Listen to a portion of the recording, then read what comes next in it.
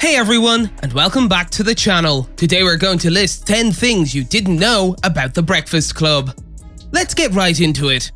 Judd Nelson was almost fired. Molly Ringwald disclosed that John Hughes nearly fired Nelson for being rude to her off set.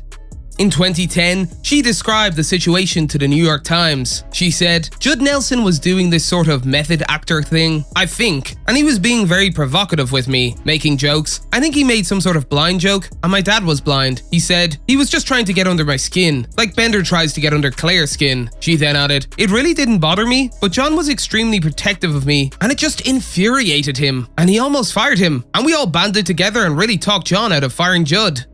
That Bender joke doesn't have a punchline. Judd Nelson claims that his naked blonde joke was entirely improvised. In the scene in which Bender is crawling through the air duct to return to the detention room, he begins to tell himself the following joke, but he falls through the ceiling and is unable to finish it. Initially, the writers desired a joke with the punchline, "Forgot my pencil," which is what Bender says as his reason for returning. No one could come up with a joke with that punchline, so Bender improvised a joke about a naked blonde. Alison's dandruff was just cheese. When Ali Sheedy's character sprinkles dandruff on her picture to represent snow, she was actually removing Parmesan cheese from her hair. You can determine whether something is grosser or less gross. The characters are all still children. What made The Breakfast Club one of John Hughes' best films was its empathetic portrayal of adolescents, who were typically portrayed as immature children at the time. To a group of teenagers of the same age, being 16 seems quite mature. When rewatching the film as an adult, one is struck by how young all the characters are. Their youth and inexperience account for many of their poor decisions. Claire appears vapid and preoccupied with fame and shopping. However, this is not uncommon for someone in their mid-teens. Similarly, Brian's social awkwardness and deception regarding his lack of experience with girls are normal for a teenager of his age. The age 16 is on the verge of adulthood. These children are still figuring out life.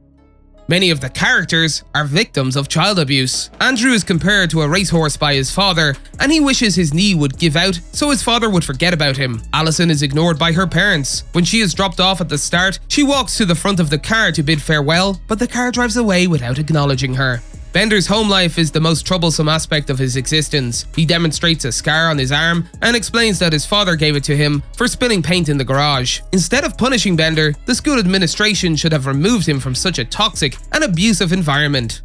They failed the essay assignment. Mr. Vernon informs the students at the beginning of detention that they must compose a 1,000-word essay explaining who they believe they are. Brian writes an essay on behalf of the group and signs it The Breakfast Club at Claire's request. The length of the submitted paper is 138 words. It is among the best endings in the genre of teen films. It is also completely unrealistic. Vernon is unlikely to accept a collaborative effort. Brian's essay is 862 words short, while the others did not submit any work. When the gang returned to school on Monday, there must have been consequences and the possibility of future detentions for failing to complete the assigned work. Alison lied about why she was there. When Alison explains what she did to get detention, she says, "Nothing. I just didn't have anything better to do." If true, she chose a good Saturday to carry out the action. It is unlikely that most Saturday detentions were as enjoyable as that one. In fact, unless the school has a large number of misbehaving students, it is unlikely that Bender frequently served detentions alone. The audience is already aware that she lies to gain attention. In addition, Mr. Vernon has the correct number of sheets of paper and pencils available, indicating that he expects all 5 students. Alison was anticipated to be present. The audience has no idea what she did to deserve such a severe punishment. Ali Sheedy suggested that David Bowie quote. The actress told Moviefone that she found the film's opening line and showed it to director John Hughes, who ultimately used it but never informed her. She learned when she watched the film alongside everyone else. Bender's costume was just Judd Nelson's clothes. Anthony Michael Hall says he remembers the day he was cast because Nelson was there in all his Bender glory. He told Moviefone, "He had the boots, the overcoat, Judd was just there, bringing it."